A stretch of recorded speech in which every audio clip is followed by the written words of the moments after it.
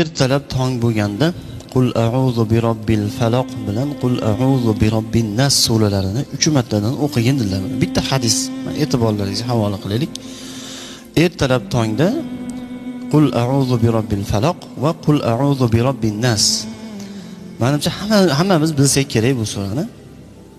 İchimizda eng haligi Qur'on yodlashga dangasa bo'lgan musulmon ham biladi, xudo xolasa bu suralarni ixlosda bilamiz hammamiz va Faloq va Nas suralarini bilamiz.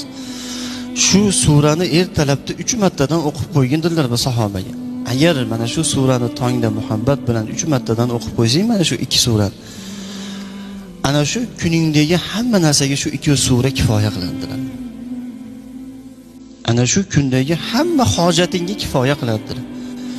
Ertalabda turib nima deyapsiz? Bugun bozorga borib kelish kerak edi, safarga chiqib kelish kerak edi. Bir joyda to'y bor edi, u bor edi. Har kuni ertalab turamizki, boshimizda mingta tashvish, to'g'rimi, noto'g'rimi? To'g'ri.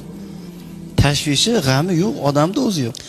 Ertalab bomdodda o'qib, masjidda qaytayotib, yo'lda bekor kelmay, yo ishga ketayotib, mashinangizda bekor ketmasdan shu surani mana hadisga muvofiq 3 martadan o'qib qo'ying, shu surani.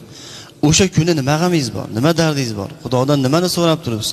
O'sha kunda nima plan, nima reja, Xudo kifoya qiladi shu 2 surani barakotidan.